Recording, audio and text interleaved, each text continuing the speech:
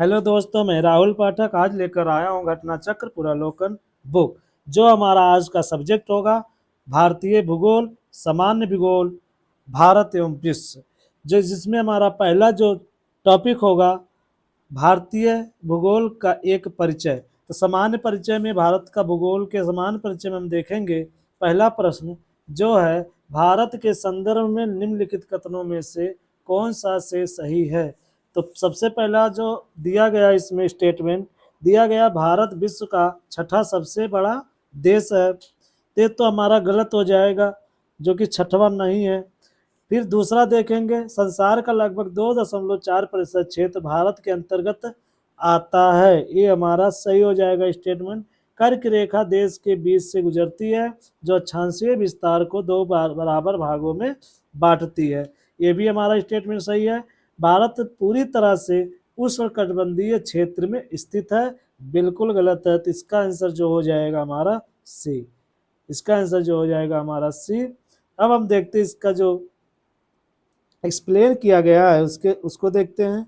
भारत विश्व का छठवां ना होकर सातवां बड़ा देश है। यहाँ क्या है, छठवां ना होकर सातवां बड़ा देश है, ना कि छठा। संपूर्ण भारत का अक्षांशीय विस्तार 6.6 डिग्री 4 5 मिनट से 37 डिग्री 6 मिनट उत्तरी अक्षांश के मध्य है, जबकि उष्णकटिबंधीय क्षेत्र का विस्तार 23 डिग्री 30 मिनट उत्तरी और दक्षिणी अक्षांशों के मध्य है। इस प्रकार कथन 1 और 4 गलत हो जाएगा।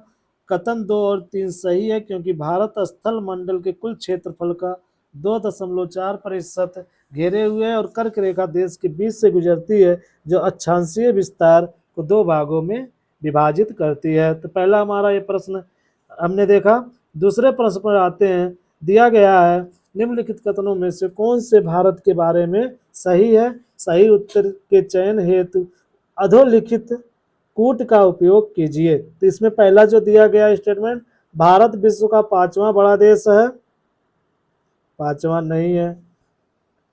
यह स्थल मंडल के कुल क्षेत्रफल का लगभग 2.4% भाग अधिकृत किए हुए है। ये तो हमारा स्टेटमेंट सही है। ऊपर हमने देखा समूचा भारत उष्णकटिबंधीय में स्थित है, ये भी हमारा गलत हो गया।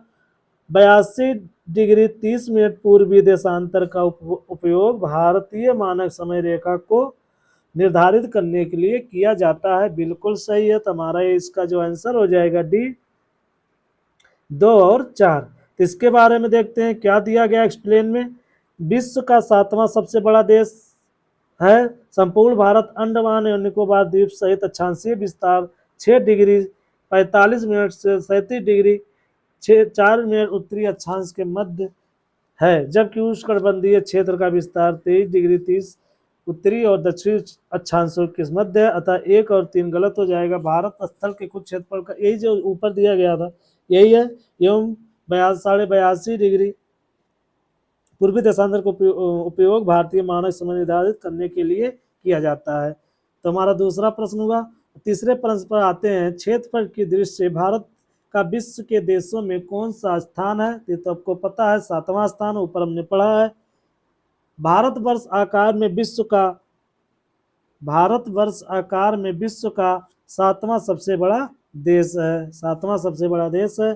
प्रश्न नंबर 5 भारत का क्षेत्रफल संसार के क्षेत्रफल के 2.4% है, परंतु इसकी संपूर्ण मानव जाति 17% जनसंख्या है। हमारा इसमें बी ऑप्शन सही होगा। इसका एक्सप्लेन देख लेते हैं। भारत क्षेत्रफल 32,87,263 वर्ग किलोमीटर है। कितना है, 32,87,263 वर्ग किलोमीटर है, जो संसार के समस्त क्षेत्रफल के स्थानीय भाग का लगभग 2.4% है, जबकि भारत में संपूर्ण विश्व के 17.5% 2011 की जनगणना के अंतिम आंकड़ों के अनुसार जनसंख्या निवास कर रही है। अतः निकटतम जो सही उत्तर हो जाएगा 17, तो इसको हम कर देंगे 17.5%। ठीक है। अब हम प्रश्न नंबर 6 पे आते हैं। भारतवर्ष में लगभग कितने गांव हैं, ये पूछा गया। भारतवर्ष में लगभग कितने गांव हो जाएंगे। तो आपको पता है इनमें से कोई नहीं कहा है, क्योंकि 2011 जनगणना का अंतिम आंकड़ों के अनुसार भारत में गांवों की जनसंख्या 6,40,932 है, अर्थात डी सही हो जाएगा। प्रश्न नंबर 7 पर आते हैं। निम्नलिखित जोड़ों में से कौन सा जोड़ा सही नहीं है? निम्नलिखित जोड़ों में से कौन सा जोड़ा सही नहीं है? आप देखते हैं, ए वाले में भारत का क्षेत्रफल 3.28 मिलियन वर्ग किलोमीटर है, बिल्कुल सही है। भारत का अक्षांशीय विस्तार 8 डिग्री 4 मिनट उत्तर से 37 डिग्री 6 मिनट उत्तर है, बिल्कुल सही है। भारत की रेखीय विस्तार 68 डिग्री 7 मिनट पूर्व से 97 डिग्री 25 मिनट पूर्व तक है, ये भी बिल्कुल सही है। भारत में राज्यों की कुल संख्या 26 है, ये बिल्कुल गलत हो जाएगा। जबकि भारत में 2020 से भारत में इसकी राज्यों की संख्या कितनी है? 28 है। और केंद्र शासित प्रदेश जो है, केंद्र शासित जो प्रदेश है इसमें 8 है। ठीक है, तो ये दो चीजें हमें ध्यान रखनी है। तो हम इसका जो स्टेटमेंट है वो देख लेते हैं, एक्सप्लेन दिया गया है, ये देख लेते हैं। भारत में भौगोलिक क्षेत्रफल लगभग 3.28 मिलियन वर्ग किलोमीटर है। इसके मुख्य भूमि का अक्षांश विस्तार 8 डिग्री 4 मिनट उत्तर से 37 डिग्री 6 मिनट उत्तर तक है। देशांतरीय विस्तार 68 डिग्री 7 मिनट पूर्व से 97 डिग्री 25 मिनट पूर्व तक है। 26 जनवरी 2020 के से भारत में कुल 28 राज्य एवं 8 केंद्र शासित प्रदेश है। नवीनतम केंद्र शासित प्रदेश है दादरा और नागर हवेली तथा दमन और दीव। ठीक है, अब आगे हम बढ़ते हैं प्रश्न नंबर 8 पर। निम्नलिखित में से भारत के निम्नलिखित कथनों में से कौन असत्य है, यानी कौन गलत है? इसमें हम देखते हैं, भारत विश्व का 7वां सबसे बड़ा देश है, हमने पीछे पढ़ा। भारत जनसंख्या की दृष्टि से विश्व का दूसरा राष्ट्र है, बिल्कुल सही है। इसकी भूमि सीमा का विस्तार लगभग 15,200 किलोमीटर है, लगभग बोल दिया, इसलिए ये क्या हो जाएगा? सही हो जाएगा। जबकि आपको पता है कि 15,106.7 किलोमीटर है, 15,106.7 किलोमीटर है। ठीक है, सर्वप्रथम सूर्योदय इसके मिजोरम राज्य में होता है, ये बिल्कुल गलत है, क्योंकि सर्वप्रथम इसका जो सूर्योदय होता है अरुणाचल प्रदेश में होता है, एपी में होता है। ठीक है, तो इसका हम एक्सप्लेन देख लेते हैं। भारत में सर्वप्रथम सूर्योदय अरुणाचल प्रदेश राज्य में होता है। भारत विश्व का 7वां सबसे बड़ा देश है। भारत जनसंख्या की दृष्टि से चीन के पश्चात विश्व का दूसरा राष्ट्र है। इसकी भूमि सीमा विस्तार लगभग 15,200 किलोमीटर 15,106.7 किलोमीटर है। तो हम यहाँ जो पढ़ लिए भारत का एक परिचय। इसके बाद हम चलते हैं, दूसरा जो टॉपिक है हमारा, दूसरा टॉपिक है अक्षांशीय विस्तार। अक्षांशीय विस्तार में पहला प्रश्न देखते हैं। अक्षांशीय विस्तार में पहला प्रश्न जो देखते हैं क्या है? भारत विस्तृत है। भारत विस्तृत है, कौन सा इसका ऑप्शन सही हो जाएगा? इसका हो जाएगा डी, क्योंकि भारत विस्तृत जो है वो है भारत के मुख्य भूमि का विस्तार उत्तर पूर्वी गोलार्ध में 8 डिग्री 4 मिनट उत्तर से देखिए इस तरीके से कर देते हैं ना, ये हमारा डी वाला हो जाएगा। यहाँ देखते हैं 8 डिग्री 4 मिनट उत्तर से,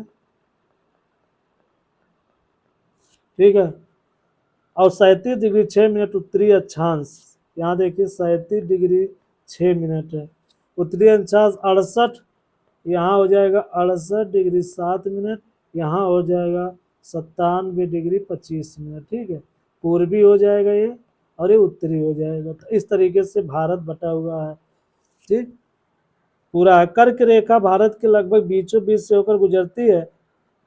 ठीक है, तो ये हमारा हो जाएगा। इसमें हम प्रश्न नंबर दूसरे को देखते हैं। सिक्किम से गुजरने वाला अक्षांश निम्नलिखित में किस एक से होकर गुजरता है?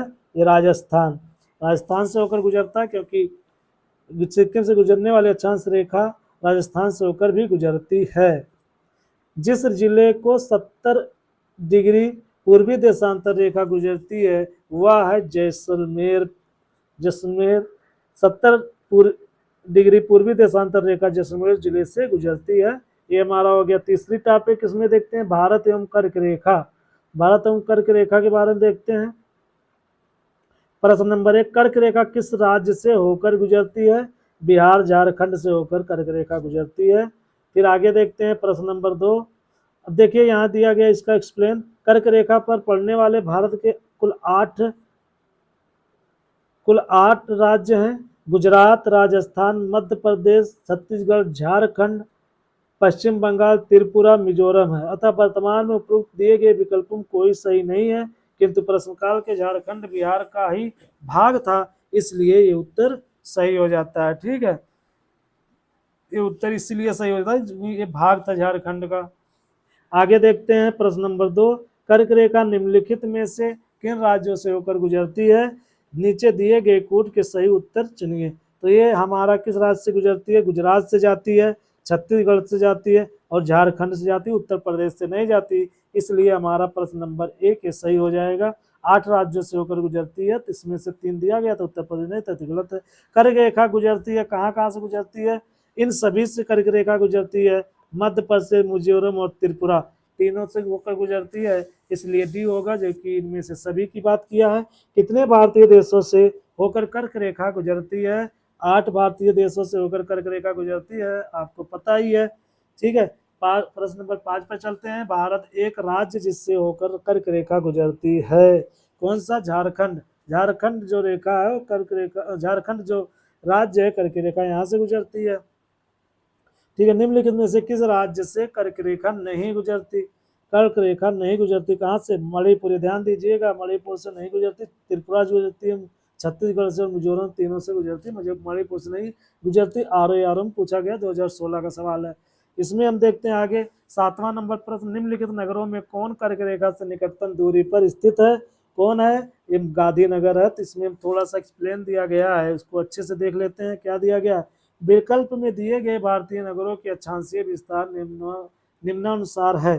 स्थल अगरतला 23 डिग्री 5 मिनट उत्तर, गांधीनगर 23 डिग्री 19 मिनट उत्तर, जबलपुर 23 डिग्री 11 मिनट उत्तर, उज्जैन 23 डिग्री 09 मिनट उत्तर। तो ये दिया गया दूरी के अनुसार उपरोक्त में से कर्क रेखा से कम अक्षांशीय अंतर गांधीनगर का है। गांधीनगर कर्क रेखा से के सर्वाधिक निकट है, इसलिए गांधीनगर सही हो जाता। देखिए कहाँ पूछा है?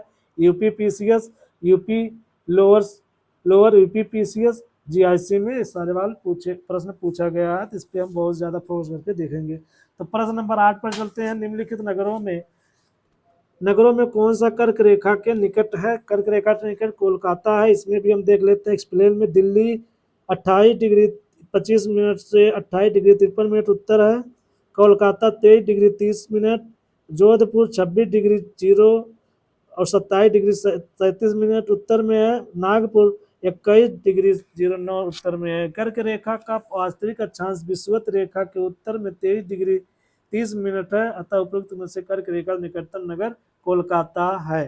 तो प्रश्न नंबर 9 पे चलते हैं। कौन सा महत्वपूर्ण अक्षांश भारत को 2 लगभग बराबर भागों में विभाजित करता है? वो करता है 23 डिग्री 30 मिनट उत्तर। ठीक है, 23 डिग्री 30 मिनट उत्तर अक्षांश भारत को 2 बराबर भागों में विभाजित करता है, इससे कर्क रेखा भी गुजरती है। प्रश्न नंबर 10 पर चलते हैं।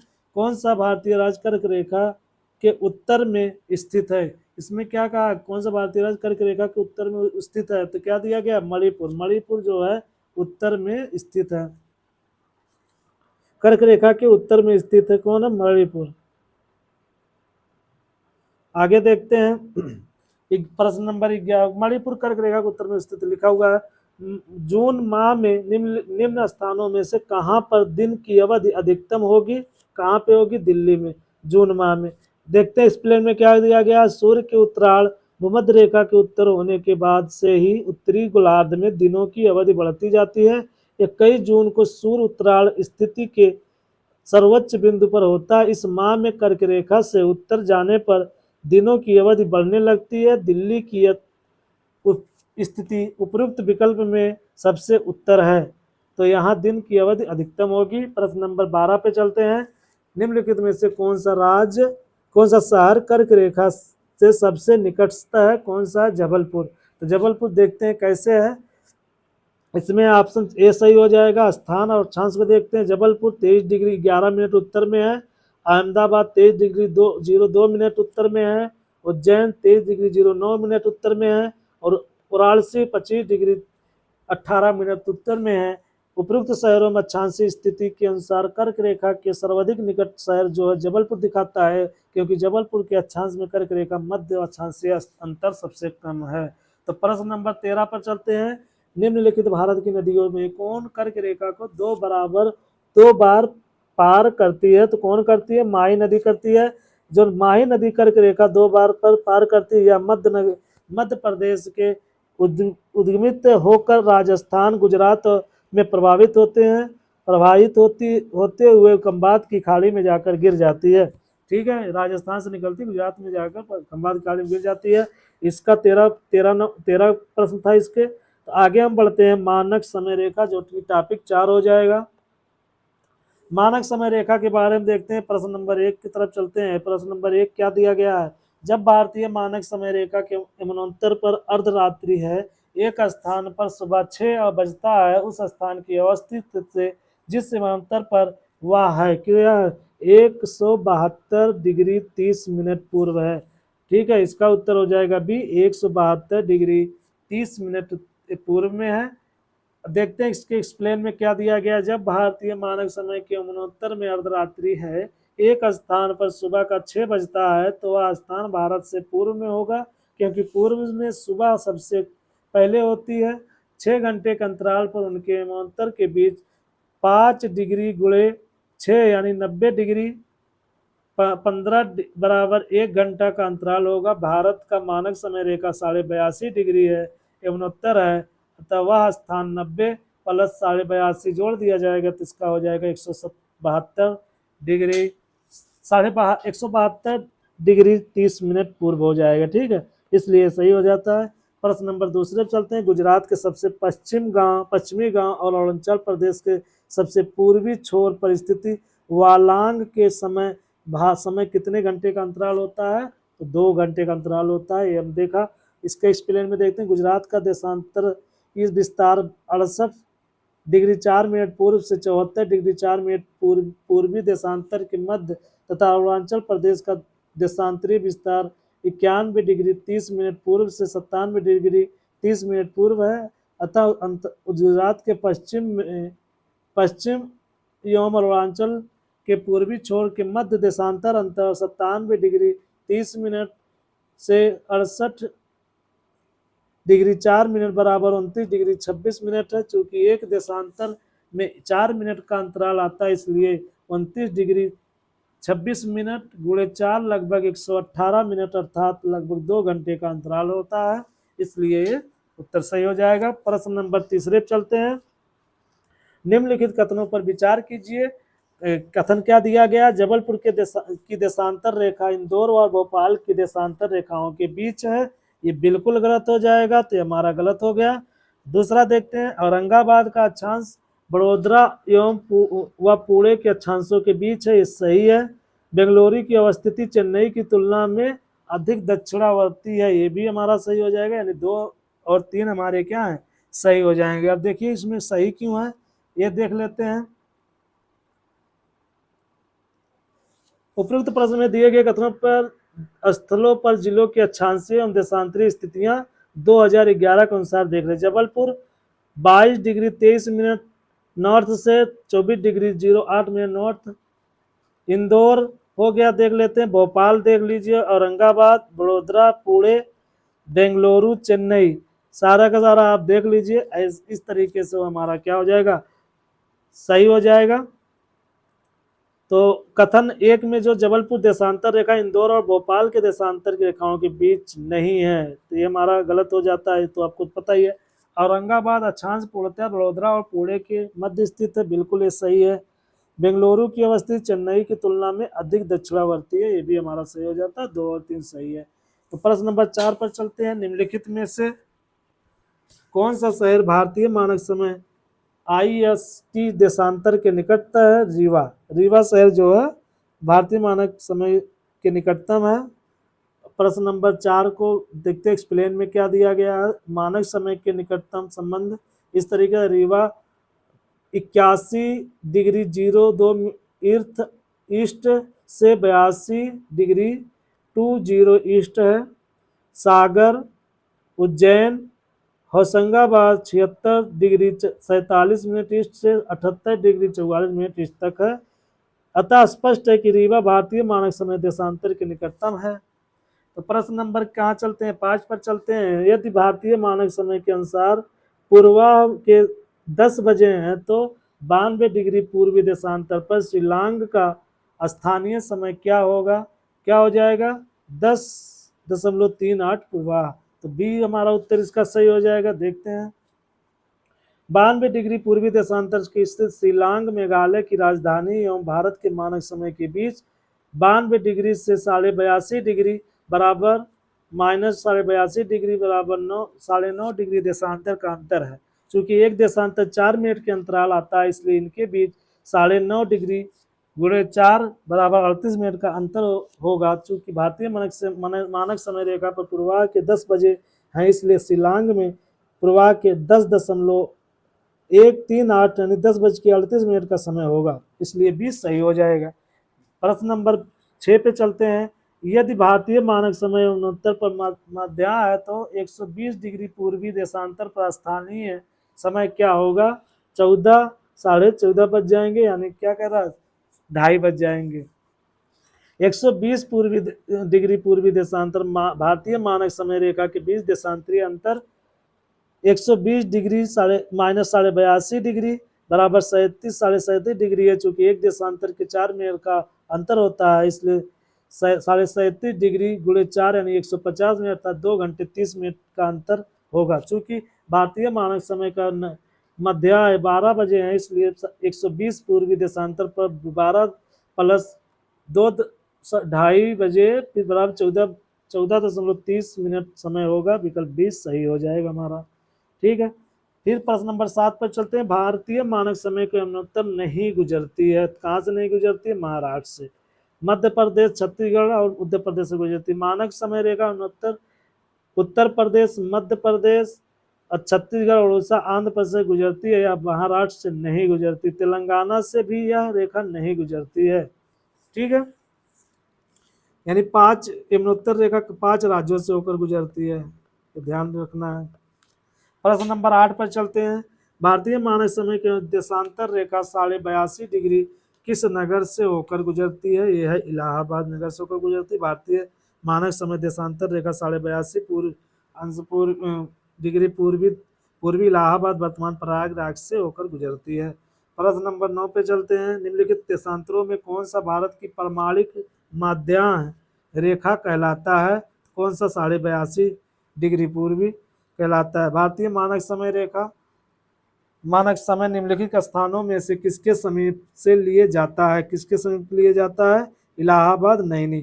ठीक है, भारतीय मानक समय एवं ग्रीनविच मध्य समय के अंतर पर पाया जाता है, कितना पाया, 5.5 घंटे का अंतर पाया जाता है। ठीक है, 5.5 घंटे का अंतर पाया जाता है। यदि अरुणाचल प्रदेश में तिरप सूर्योदय 5 बजे हैं तो गुजरात में कंडाला में सूर्योदय किस समय पर होगा, तो किस समय पे होगा, ये हो जाएगा आपका लगभग 7 बजे प्रातः हो जाएगा। अरुणाचल प्रदेश के तिरप 95 डिग्री लगभग और गुजरात कांडला 70 डिग्री 11 मिनट में सूर्योदय के समय में देशांतर स्थित है। अनुरूप लगभग 2 घंटे का अंतर रहता है। अतः तिरप में सूर्योदय 5 बजे प्रातः होने पर कंडाला में सूर्योदय लगभग 7 बजे प्रातः होगा। निम्नलिखित में से कौन सा शहर दिल्ली के सबसे समीप के देशांतर पर स्थित है, तो कौन सा शहर है, ये हो जाएगा बेंगलुरु। दिल्ली का देशांतरीय विस्तार 76 डिग्री 5 मिनट पूर्व से 77 डिग्री 22 मिनट पूर्व के मध्य है दिल्ली का। ठीक है, ध्यान दीजिएगा। वह शहर दिल्ली के समीप देशांतर पर स्थित होगा जिसका देशांतरीय अंतर दिल्ली के सबसे कम होगा। प्रश्न ये है, तब देख लेते हैं, बेंगलुरु है हमारा। ठीक है, तो हमारा 5वां टॉपिक आ जाता है। 5वें टॉपिक में दिया गया है दूरस्थ बिंदु, तो इसको हम क्या आगे क्लास कल लेकर चलेंगे। आज के लिए इतना ही। तो आपको अगर वीडियो सही अच्छा लगता हो तो आप सब्सक्राइब और शेयर करिए और लाइक करिए, और अगर आपको लगता है कुछ कमी है तो आप हमें बताइए।